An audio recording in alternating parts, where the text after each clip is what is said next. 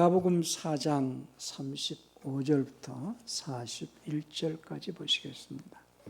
마가복음 4장 35절부터 41절까지 보시겠습니다. 그날 저물 때에 제자들에게 이르시되 우리가 저편으로 건너가자 하시니 저희가 무리를 떠나 예수를 배에 계신 그대로 모시고 가매 다른 배들도 함께 하더니 큰 광풍이 일어나며 물결이 부딪혀 배에 들어와 배에 가득하게 되었더라.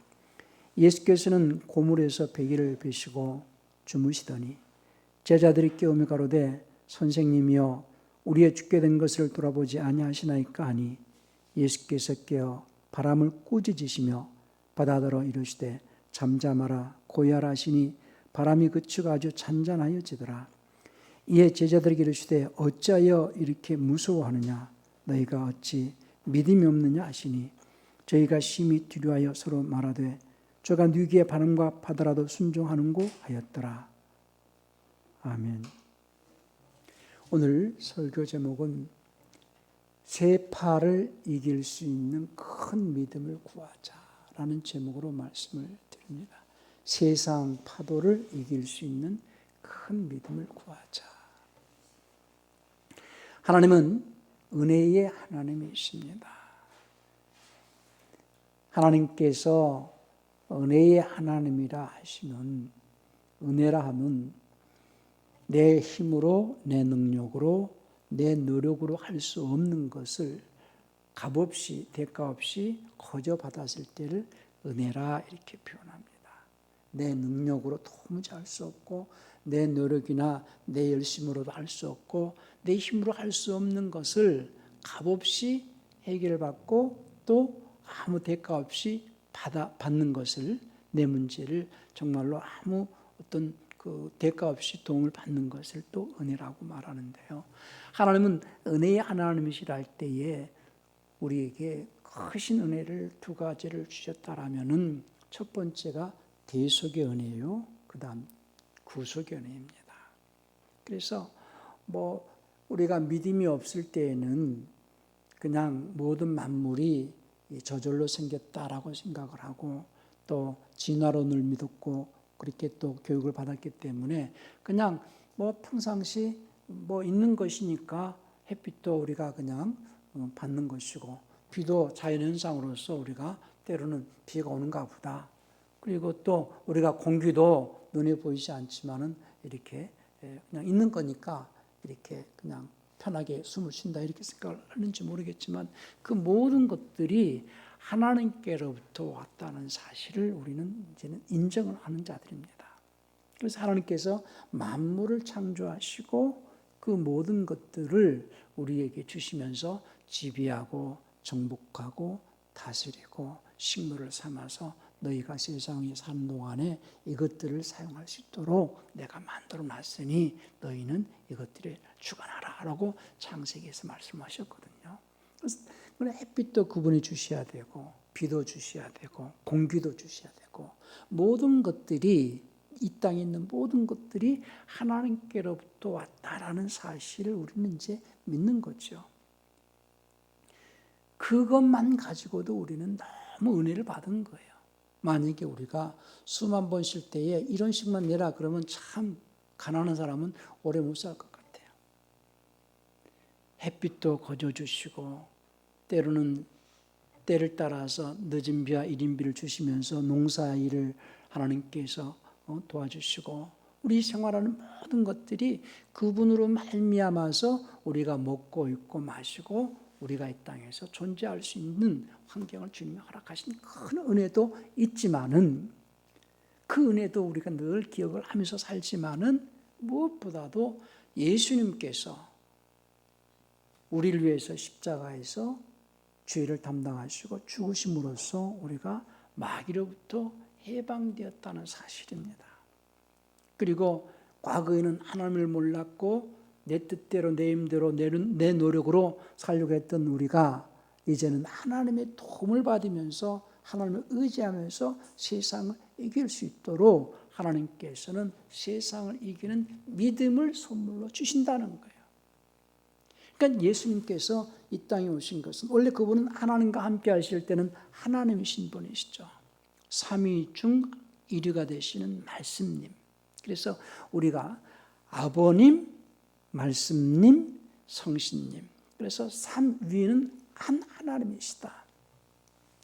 많은 사람들이 하나님에 대하여서 오해를 하는 부분 중에 하나가 이제 양태론적으로 하나님을 이해하는 자들이 많이 있어요.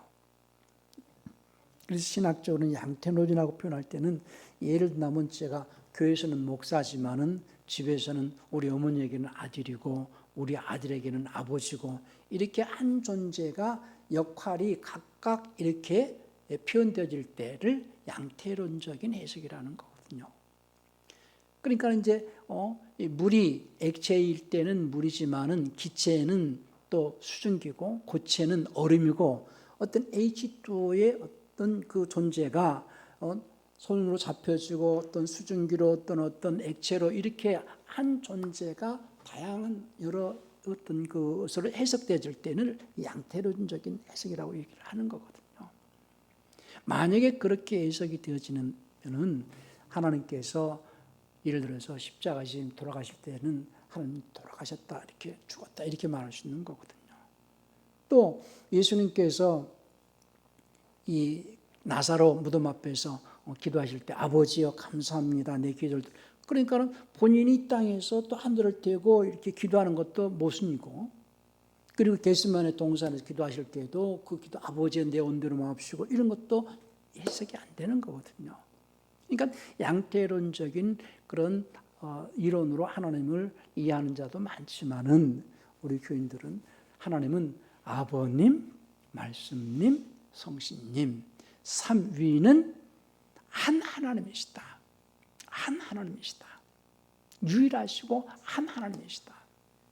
마치 사람이 영과 혼과 육체가 하나로 딱 묶어 있을 때 비로소 온전한 사람이 될 수 있고 나라가 입법부와 행정부와 또는 그 사법부가 있을 때에 정부라는 구성이 되어질 수 있고 나라는 영토와 국민과 주권이 있을 때 비로소 나라가 형성이 되어질 수 있듯이 하나님께서 한 하나님으로 존재하실 수 있는 것은 아버님 하나님, 말씀 하나님, 성신 하나님, 삼위는 한 하나님이시다라는 것을 늘 기억을 하시기 바랍니다.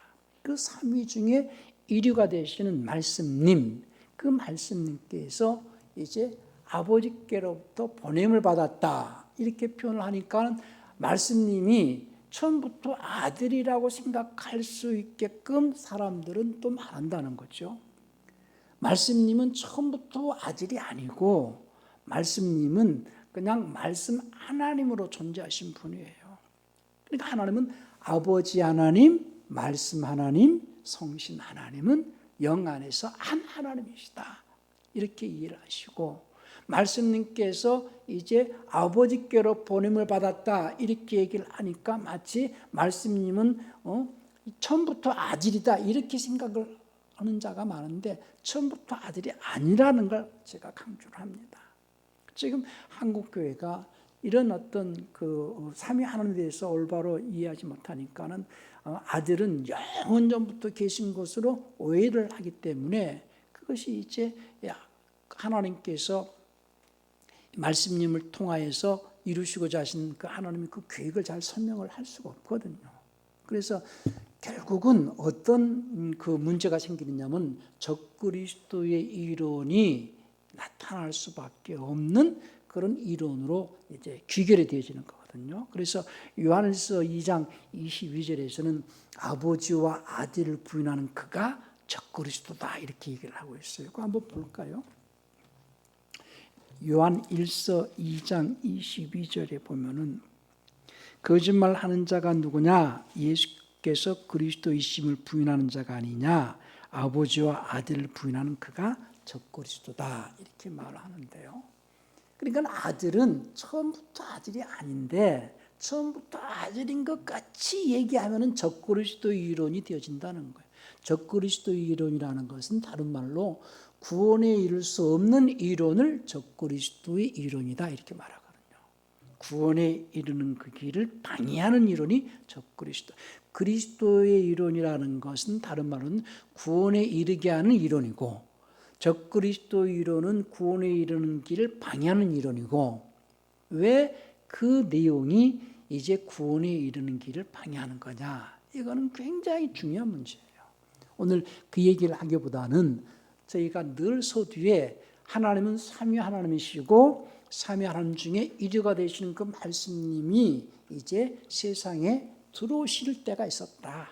그래서 그 말씀님께서 세상에 들어오실 때는 이제 그러니까 세상에 들어오시기 위해서 사람으로 오시려고 첫사람 아담을 지으셨기 때문에 로마서 5장 14절에서 첫사람 아담은 오실 자의 모형으로 지었다 이렇게 말씀하셨고, 아담으로 오시려고 아담을 지으셨고, 그 아담 중에서 이제 아브라함의 씨를 입고 오시려고 아브라함과 계약을 하셨고, 아브라함의 씨로 아브라함의 씨를 입고 세상에 들어오시는 시점이 이제 마리아의 태를 입고 세상에 이렇게 들어오신다는 거죠.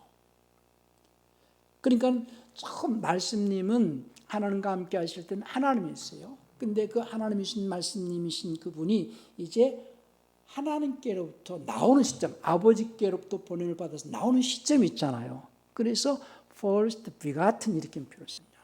first, 처음 나오셨다. 만물보다 먼저 나오신 분이다 하는 표현에서, 골로새서 그 1장 한번 볼까요?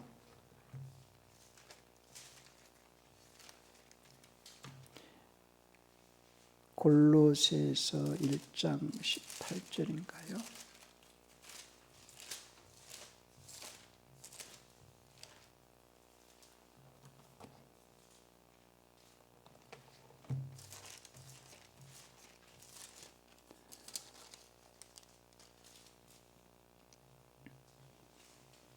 (15절이네요) 그는 보이지 아니하시는 하나님의 형상이요 모든 피조물보다 창조물보다 먼저 나오신 분이다. 이 표현은요, 영어 표현으로는 first born으로 되어 있는데 first begotten이어야 된다고 저는 늘 얘기를 합니다.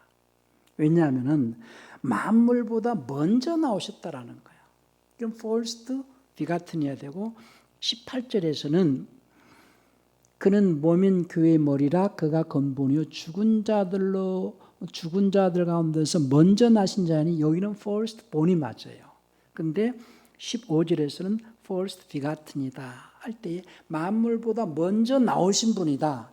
그 말씀님이 아버지께로부터 보냄을 받고 이제 처음 이제 믿음을 시작하시기 때문에 믿음의 창시자가 되시고, 그분이 먼저 나오셔서 천지를 창조하신 창조주시거든요. 그렇기 때문에 만물보다 먼저 나오셨다 할 때는 first begotten이고, 그 표현이 그 first begotten 되신 분이 이제 아브라함의 씨를 입고 세상에 들어오시는 시점이 또 있죠. 마리아의 태를 입고, 그것이 히브리서 1장 6절이거든요. 그하고 연관이 되어져서 설명을 해야 골로새 1장 15절을 조금 더 부연 설명이 될 수 있는 거죠. 히브리서 1장 6절 한번 볼까요? 얘가 이제 개혁성의 맏아들을 이끌어 이렇게 표현을 했는데요. 처음 나오신 분이 세상에 들어오실 때에, 이런 표현입니다. 처음 나오신 분이 세상에 들어오실 때에 할 때, 거기서는 first begotten이거든요. 그래서 처음 나오신 분이 세상에 들어오실 때에 하나님의 모든 천사가 제게 경배할지어다 이렇게 말씀을 했죠. 그러니까 이제 누가복음 2장에서 누가복음 2장 31절쯤 있나요?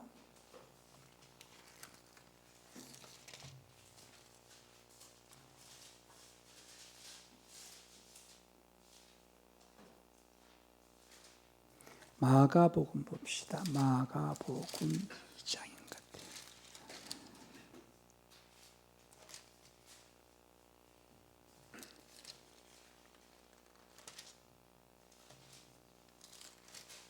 마가복음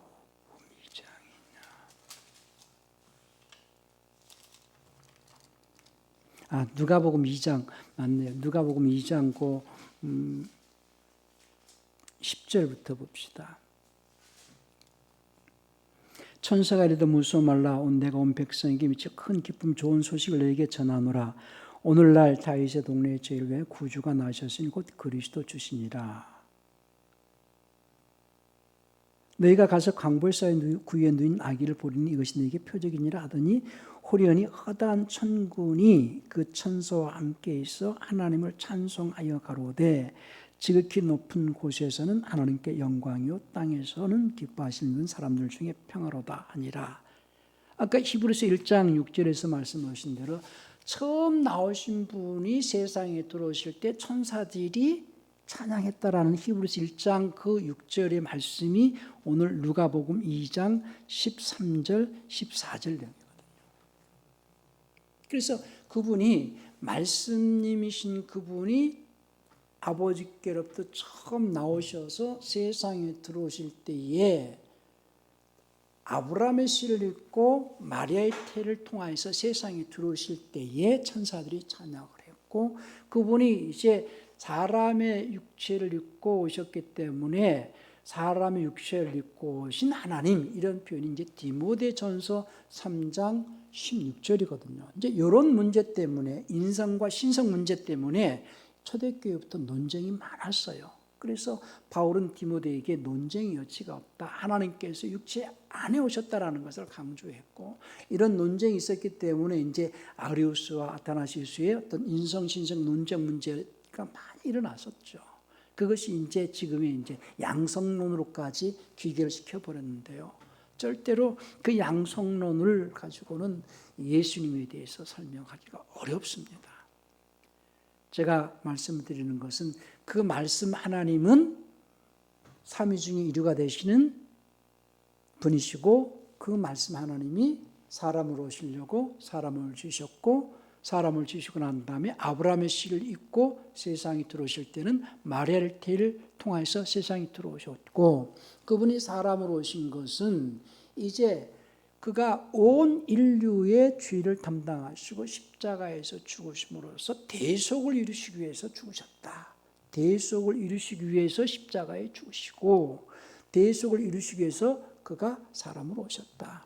그로 인하여서 온 인류는 원죄에서 마귀로부터 자유함을 얻었고 해방이 되었다. 그런데 그 사실을 많은 사람들이 모른다. 첫 번째 기쁜 소식은 뭐냐? 예수님께서 우리를 죄에서 구원하셨고 마귀로부터 우리를 해방하셨다. 그런데 어떤 사람들은 예수님께서 온 세상의 죄를 위해서 담당하시고 죽으신 구세주라 이렇게 말하지 않고 믿는 자들만을 위해서 그가 십자가에 죽으신 것처럼 말하는 사람도 있어요.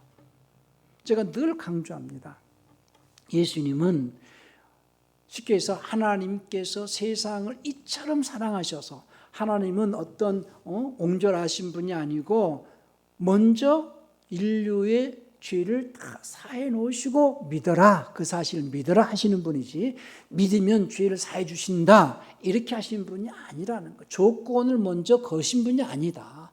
무조건적으로 사랑을 베푸시고 조건 없이 이제 우리를 죄에서 사면해 주시고 그 사실을 믿어라 하는 것이죠.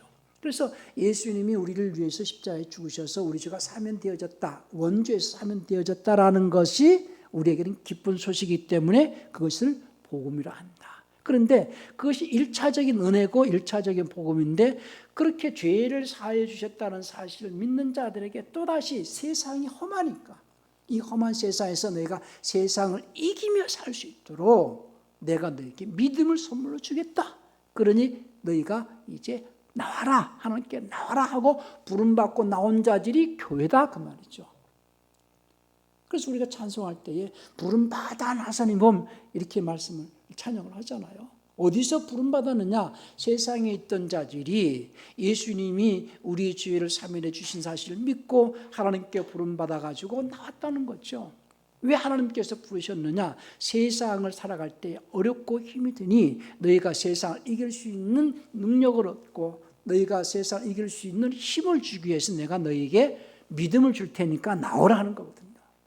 그래서 믿음으로 세상을 이겨라. 세상을 이길 수 있는 것은 너희 노력이나 너희 힘으로 이길 수 있는 것이 아니고 여전히 마귀는 세상에서 삼킬 수 있는 자들을 삼키려고 우는 사자와 같이 찾으러 다닌다는 거예요. 눈에 보이지 않지만, 우리 눈에 보이지 않지만 하나님께서 살아계신다는 것을 믿는 거잖아요. 우리 눈에 보이지 않지만 마귀의 존재도 있는 것을 믿어야 되거든요. 그러니까 우리가 히브리서 기자는 히브리서 11장 1절에서 믿음이 없이는 하나님 기쁘시게 할 수 없다라고 말하면서 11장 6절에서 하나님께 나가는 자는, 하나님께 나가는 그가 계신 것과 그가 부지런히 찾는 자들에게 보상해 주신다고 말씀하셨어요. 그러니까 하나님께 나가는 자는 어떤 게 하나님께 나가는 거냐? 하나님께 나가기 위해서는 먼저 하나님이 보여야 나가는 것이고, 하나님이 보여지려면 다른 말로는 하나님이 보여진다는 것은 하나님 말씀을 깨달을 수 있다는 거죠. 깨달았다는 거예요. 그래서 하나님 말씀을 듣고, 믿음이라는 거는요, 제가 늘 설교할 때 참 시간은 짧고 할 말은 많고 아주 그냥 마음이 급해져가지고 말이 빨릴 수도 있는데요, 하나님의 말씀은 너무 농축이 되어 있어가지고 하나님께서 역사하시고 이루시고자 하시는 그분의 지혜와 지식은 놀랍고 인간의 머리는 다 이해할 수 없을 만큼 너무너무 많기 때문에 성경 한 권에 다 기록을 할 수가 없고, 성경 한 권에 기록했다 할지라도 아주 압축을 해서 말씀이 기록되어 있기 때문에 그것을 잘 풀어서 설명을 해줘야 인간의 머리로 이해할 수가 있거든요. 그러면 우리가 하나님의 말씀을 한 절 한 절 우리가 자세히 들여다보면요, 나아간다라는 것은, 자, 소디에 말씀드린 대로 예수님께서 그분은 하나님과 함께 하실 때 하나님이시고 말씀님이신 분이 사람으로 오시려고 사람을 주셨고 아브라함 씨고 말을 통해 세상에 들어오셨어요. 그리고 그가 대속을 통해서 온 인류의 죄를 사면해 주셨어요. 그 사실을 믿고 나온 자들에게 믿음을 선물로 주시는데, 그 믿음은 뭘로 주시느냐? 말씀으로 주신다는 거예요. 말씀으로. 그래서 로마서 10장 17절에서 믿음은 들음에서 나며 들음은 하나님의 말씀으로. 근데 그 말씀이 세상을 이기는 믿음의 말씀이거든요. 그러면 어떻게 그 믿음의 말씀으로 세상을 이길 수 있느냐? 이걸 또 자세하게 풀어주는 것이 설교거든요. 그래서 믿음의 말씀을 내가 듣고, 처음에는 듣고 두 번째는 깨달아야 되거든요. 그러니까 주님께서는 내가 내 말 듣고 깨달으라는 거예요. 어떤 여인이 와가지고 예수님께 그런 말합니다. 주여, 당신을 먹인 당신을 뵌 태와 당신을 먹인 젖이 복이 있도소이다 라고 말하니까 주님께서 그 여인에게 하는 말씀이, 내 아버지, 내가 너에게 전한 아버지 말씀을 듣고 행하는 그가 복이 있다 그랬거든요. 한번 볼까요? 누가복음 11장 28절을 봅시다. 27절 28절 볼까요? 누가복음 11장 27절 28절 봅시다.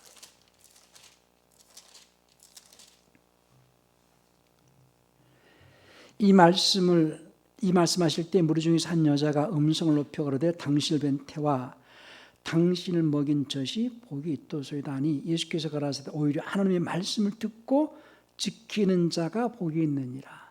말씀을 듣고 지키는 자가. 그럼 말씀을 듣고 지키기 위해서는 어떻게 해야 되느냐? 먼저 말씀을 듣고 지키려면 깨달아야 되거든요. 그게 무슨 말씀인지 이해가 돼야 되거든요. 순서가. 그러니까 첫 번째는 믿음으로 세상을 이긴다라는 말씀을 지금 설명하려고 하는 겁니다. 요한일서 5장 4절에서 세상을 이김은 이것이니 너희의 믿음이다 할 때에, 믿음으로 세상을 이기기 위해서는 먼저 어떻게 하는 것이, 어떻게 해야 믿음으로 세상을 이길 수 있느냐?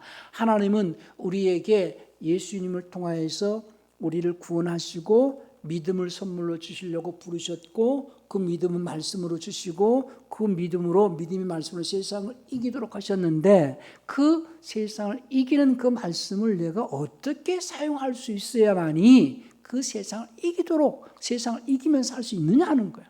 이건 실질적인 거잖아요. 세상은 돈으로 이길 수 없고, 어떤 힘으로 이길 수 없고, 어떤 권력으로 이길 수 없고, 세상은 이길 수가 없는 그런 세상에서 우리가 살고 있어요. 왜냐하면 마귀는 눈에 보이지 않게 역사하면서 삼킬 수 있는 자를 찾아다니는 거거든요. 자, 베드로전서 5장 8절 한번 볼까요? 베드로전서 5장 8절에서 정신을 차려라, 깨어있으라, 너희 대적 마귀가 울부짖는 사자같이 두루. 여기서는 삼킬 자를 찾나니 이랬는데, 이번에 제가 저걸 참고해 봤는데요. 그 바이블 빌리버라는 그 단체에서 이번에 또 킹제임스 성경을 새롭게 번역을 해서 출판을 했는데, 거기는 삼킬 수 있는 자를 찾아다닌다는 거예요. 그렇게 번역도 되겠구나, 그런 생각을 해요. 마귀는 두루 다니면서 누구를 찾고 다니냐? 삼킬 수 있는 자를 찾아다닌다는 거예요. 그렇다면 삼킬 수 없는 자가 있다는 거 아니겠어요? 그냥 삼킬 자를 찾으러 다닌다라는 표현보다는 삼킬 수 있는 자를 찾으러 다닌다. 어떤 유튜브에 펠리건이 고기를 이렇게 그냥 톡 이렇게, 이 펠리건이 턱이 아주 굉장히 크거든요. 그러니까 비둘기를 이렇게 삼켜버리더라고요. 근데 그보다 더 큰 물체는 몇 번 하다가 삼킬 수가 없으니까 포기하고 말더라고. 그러니까는 마귀도 삼킬 수 있는 믿음, 삼킬 수 없는 믿음이 있을 거 아니겠어요? 어떻게 해서든지 우는 사자와 같이 예수를 안 믿는 자들은 이미 마귀에게 속하 있기 때문에 삼키려고, 이미 삼켜진 자들이고, 예수를 믿는 자들 가운데에서 믿음이 연약한 자들, 믿음이 적은 자들을 이제 삼킬 수 있는 자가 누군가 찾아다닌다는 거예요. 그런데 믿음이 큰 자는 삼킬 수 없을 거 아니겠어요? 그러니까 믿음이 큰 자는 삼킬 수가 없으니 우리는 믿음이 큰 자로서 우리 믿음을 크게 하기 위해서 하나님께 큰 믿음을 구하는데, 세상의 파도를 이길 수 있는 큰 믿음을 구하자는 거예요. 세상의 파도를 이길 수 있는 큰 믿음. 그러면 그 믿음은 들음에서 나며, 들음은 하나님 말씀으로 말미암는데, 그 말씀을 귀로 듣고 마음으로 깨닫는 게 중요하고, 깨달았으면 그 다음에 실천하는 게 중요합니다.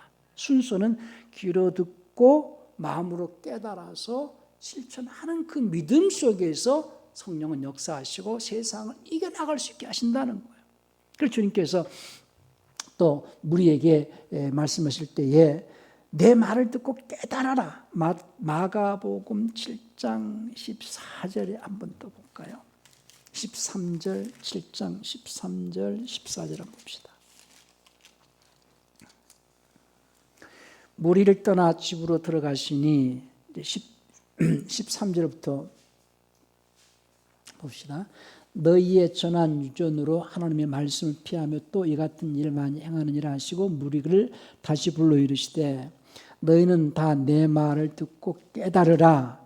무엇이든지 밖에서 사람에게로 들어가는 것은 능히 사람을 더럽게 하지 못하되 사람 안에서 나오는 것이 사람을 더럽게 하는 것이니라 하시고, 무리를 떠나 집으로 들어가신 제자들이 그 비유를 묻자온데 예수께서 이르시되 너희도 이렇게 깨달음이 없느냐? 무엇이든지 밖에서 들어가는 것이 능히 사람을 더럽게 하지 못함을 알지 못하느냐? 이제 늘 주님이 말씀하실 때에 비유로 말씀하시는데 제자들이 깨닫지 못하니까 늘 책망하시는 부분 중에 하나가 깨닫지 못하는 것을 책망을 하셨거든요. 그래서 늘 주님의 말씀을 듣는 것도 중요하지만 더 중요한 것은 깨닫는 것이고, 더 중요한 것은 깨달은 말씀대로 행하는 거예요. 그러니까 믿음이 없이는 기쁘시게 못하고 믿음이 없이는 세상을 이길 수 없는데, 주님께서 우리에게 믿음을 주시려고 말씀을 통하여 주시고, 그 말씀을 깨달아야 그럼 깨닫는다는 것은 다른 말로 하나님을 본다, 이런 표현이거든요.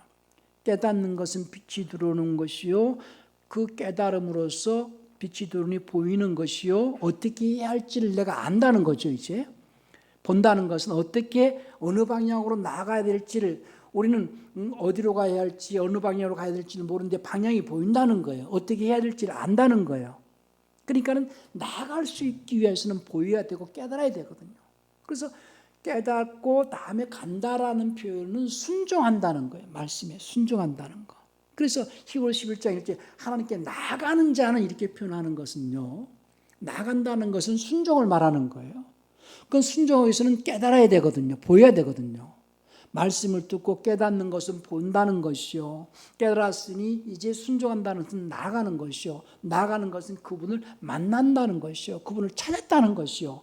그렇게 그 말씀을 듣고 깨닫고 순종을 통하여서 나아가는 그 자에게는 반드시 희생이 있기 때문에 나아가는 수고에 대한 보상이 있다는 것이 히브리서 11장 6절 말씀이거든요. 아주 간단하게 하나님께 나아가는 자는 그분이 계시는 것과 그분을 찾는 자에게 보상 주신다는 것을 믿어야 할지 이렇게 표현을 했는데요. 그러니까 신앙생활은 늘 말씀을 귀로 듣고 마음으로 깨닫고 행할 때에, 왜냐하면 행함이 없는 믿음은 죽은 것이라고 그랬거든요. 그 말씀을 듣고 깨닫고 행할 때에 우리가 세상을 이길 수 있다는 거예요. 왜냐?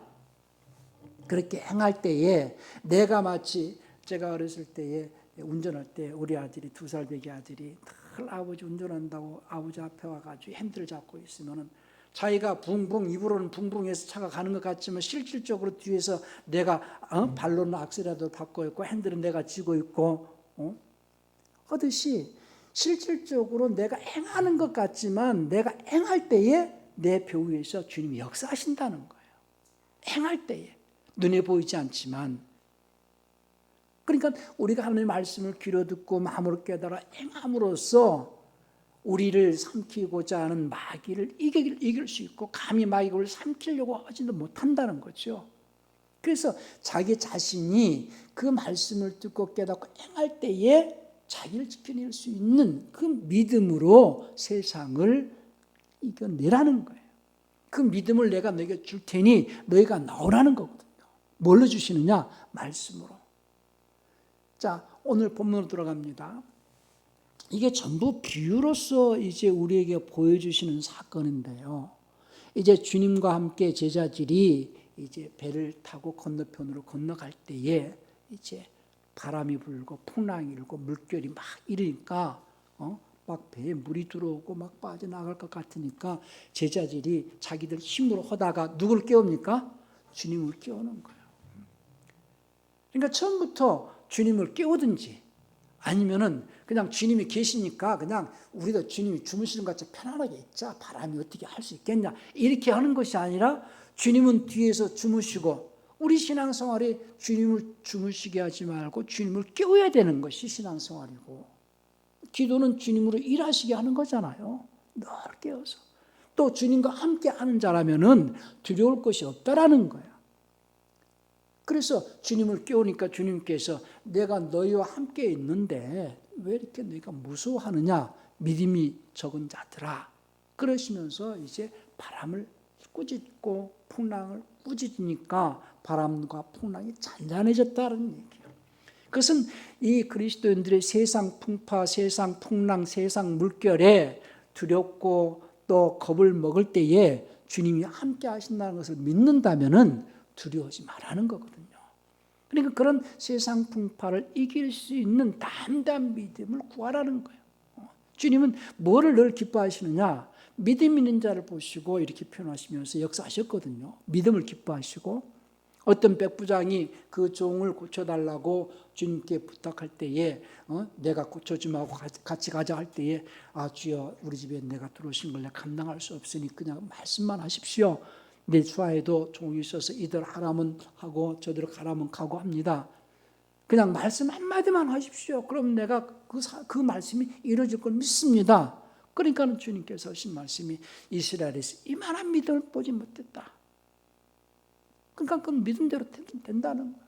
우리는 하나님의 말씀을 믿고 내가 순종하는 삶을 통하여서 어떤 환난도 핍박도 고난도 물론 있지만 그 고난이, 신앙생활은요, 저는 그래서 제 경험으로는 저는 고추를 먹을 때에 우리 집사람은 맵냐 이렇게 묶어 먹지만은 저는 고추는 매운맛으로 먹거든요.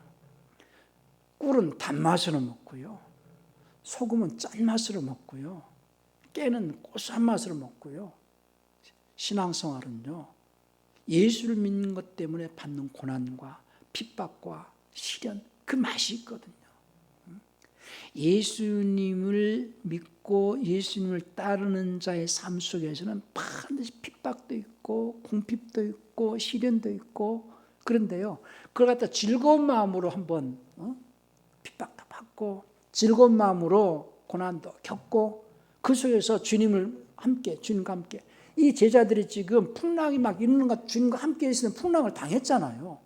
그래서 거기서 즐거운 마음으로 있으면은 주님께서 어떻게 뭔가 책망하지 않으셨을 것이고 바람도 어떻게 하지 못했을 텐데, 그냥 당면한 어떤 환경이나 어떤 그 보여지는 그 현실을 가지고 겁먹고 염려하니까 주님께 책망을 듣는 것처럼, 우리는요, 우리 앞에 당면되어진 어떤 현실과 어떤 상황 속에서 우리가 겁먹을 것이 없이 주님과 함께 한다는 거, 주님께서 함께 하신다는 걸 가지고 감사하고 평안을 유지하고, 그래서 세상을 이겨나갈 수 있는 자들이 되셔야 됩니다.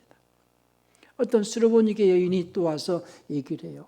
한쪽에서는 가나안 여인으로 표현했는데요, 그 여인이 자기 딸의 자녀의 문제 때문에 와서 귀신을 쫓아달라고 할 때에 주님께서 자녀의 떡을 취해 개들에게 던지면 마땅치 않다 할 때에 주의 올소이다마는 개들도 주인의 상에서 떨어지는 부스러기를 먹고 살지 않습니까? 그 말 한마디가 주님을 감동시켰거든요. 그래서 딸아, 내 믿음이 크다, 이런 표현하시면서 고쳐주신 적도 있어요. 그러니까 우리는 어떠한 상황 속에서도 겁먹을 것이 없고 어떠한 환경에서도 염려할 것이 없고, 그래서 항상 담대함을 잃지 않도록, 그래서 우리가 구할 것은 항상 내 마음에 담대한 믿음을 달라고, 큰 믿음을 달라고. 그래서 이 험한 세상을 이겨나갈 수 있는 이 풍파와 이 세상에서 당면한 여러 가지 어떤 염려, 고민, 이런 것들이 믿음의 사람으로서 늘 감사하면서 뚫고 나갈 수 있는 담대함을 얻기 위해서 우리는 믿음을 구해야 된다는 거죠. 한번 또 볼까요? 우리 스로보니게의 연이라고 했는데, 이제 그 가나안, 마태복음 15장 22절부터 한번 보십시다. 마태복음 15장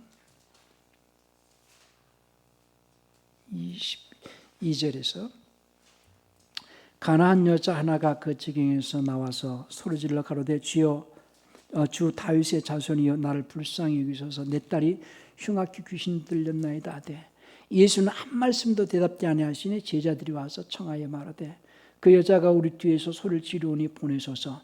예수께서 대답하여 가라사대 나는 이스라엘 집에 잃어버린 양 외에는 다른 데로 보내심을 받지 아니하였노라 하신대, 여자가 와서 예수께 절하며 가라되 주여 저를 도우소서. 대답하여 가라사대 자녀의 떡을 취하여 개들에게 던짐이 마땅치 아니하니라. 여자가 가로되 주여 올소이다마는 개들도 제 주인의 상에서 떨어지는 부스러기를 먹나이다 하니, 이에 예수께서 대답하여 가라사대 여자야 내 믿음이 크도다, 내 소원대로 되리라 하시니 그 시로부터 그의 딸이 나으니라. 그러니까 주님께서 기뻐하시는 믿음, 주님이 믿음이 크다, 이스라엘에게 이런 믿음을 만나보지 못했다고 백부장에도 말씀하신 대로 그 믿음을 보시고 역사하신다는 거예요. 우리는 신앙생활을 종교생활로 하는 것이 아니라 생활 속에서 내게 당면한 문제라든지 내게 당면한 어떤 일들이 내 힘으로 되지 않는 문제들을 주님의 도움으로 해결하려고 예수님 의지하는 거잖아요. 그러면 예수님께서 일하시고 예수님께서 역사하실 수 있도록 하기 위해서는 뭘 보여야 되겠어요? 내가 믿음을 보여야 되지 않겠어요? 예수님 앞에서 예수님께서 일하실 수 있는 믿음, 예수님께서 칭찬하실 수 있는 그 믿음을 보이라는 거예요. 그분이 과연 이 문제를 해결해 줄 수 있는 분인가? 어떤 아비가 와가지고 주여 내 아들이 귀신이 들려고 벙어리가 됐고 불에서도 넘어지게 하고 물에서도 넘어지게 하니까 쉽게 해서 이제 간질병이 있다는 거죠. 할 수 있거든 도와주세요 했더니 주님이 하신 말씀이 뭐예요? 할 수 있거든이 무슨 말이냐? 믿는 자들에게는 능치 못함이 없느니라. 그러니까 그 아비가 주여 내 믿음 없는 것을 도와주소서. 믿음을 구했잖아요. 믿음이 없으면 믿음을 구하라는 거예요. 그리스도인들이 세상을 살면서, 그러니까 지금 세상이 너무 좋아져 가지고 경제적으로 여유가 있고 병이 나면 병원 가서 고치고 뭐 문제가 돈으로 해결하려고 돈을 벌고, 그렇게 안 되는 부분도 많거든요. 그러나 그리스도인들은 돈도 필요하겠지만은 무슨 문제든지 주님을 의지하고 주님의 도움을 구하면서 주님께서 해결해 주신다고 믿고, 중요한 건 평안을 유지하는 거예요. 돈이 있어도요, 평안이 없는 사람이 많아요. 그래서 그 돈으로 해결되어지기까지 그 마음에는 늘 불안하잖아요. 나는 우리 전사님이 매사에 하나님께서 해주셨다, 하나님께서 해주셨다.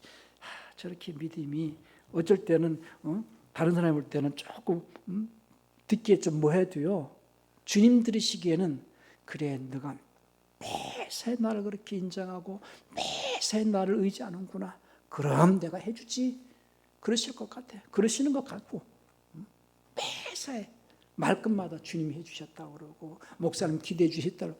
그러니 또 기도 안 할 수도 없잖아요, 듣는 목사 입장에서는. 그러니까는 늘 우리는 범사에 그분을 인정하는 거예요. 매사에 주님을 의지하는 거예요. 언어 속에서 주님께서 그것이 진실인지 어쩐지는 모르겠어요, 나는. 그러나 입술로서 고백이 되잖아요.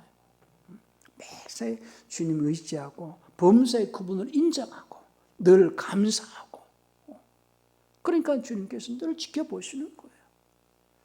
돈도 필요하고 우리의 어떤 그 노력과 열심도 필요합니다. 그러나 우리의 돈, 우리의 물질, 우리의 재능, 우리의 열심, 모든 것이 주님으로부터 왔고 그분이 도우셔야지 우리는 세상을 이길 수 있으니 주님의 도움을 구하라는 거예요.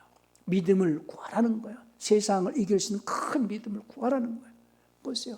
이제 거의 세상이 마지막에 가까워가지고요. 엊그제 제가 그 신문을 보니까 뉴스에서 헨리 키신저라는 사람은 이제는 나이가 100살이 됐어요. 과거에 미 국방부장까지 하면서 아주 정치적으로 전략적으로 굉장히 유식한 유대인 출신의 사람인데, 그가 얘기를 하기를 앞으로 3차 대전이 5년에서 10년 안에 일어난다는 거예요. 그러니 미국과 중국은 3차 대전이 일어나기 전에 서로 타협을 잘 보라는 거죠. 아무리 타협하도요, 성경은요, 아마겟돈 전쟁이 있을 것을 말씀하셨고, 그리고 첫째 부활을 말씀하셨기 때문에 세상은 영원하지 않습니다. 그리고 여러 가지 징조들이 주님께서 말씀하신 대로 기근이나 지진이나 홍수나 뭐 태풍이나 여러 가지 전쟁이나 전염병이나 여러 가지 징조들이 많이 나타나고 있어요. 곧 주님이 오실 것입니다. 주님이 오시는 그날까지 우리가 세상을 이길 수 있는 담대한 믿음을 가지고 세상을 이겨나가기 위해서, 세상을 이길 수 있는, 세상 파도를 이겨나갈 수 있는 믿음을 구하고 큰 믿음을 가지고 마귀를 이겨나갈 수 있도록 그렇게 하시기를 바랍니다. 마귀는 우는 사자와 같이 삼킬 수 있는 자를 찾으러 다닌다는 사실도 기억을 하시고 늘 깨어 기도하시고 범세 주님 인정하시면서 주님께서 칭찬하실 수 있는 믿음의 사람으로 살아가시기를 예수님 축원합니다. 우리 시간 한번 기도하실 때, 주여, 내가 세상의 파도를 이겨나갈 수 있는 큰 믿음을 얻기 원합니다. 늘 주님을 의지하고 범사의 주님을 의지하면서 하나님의 도움으로 세상을 이길 수 있도록 해달라고 한번 통성으로 기도하시겠습니다.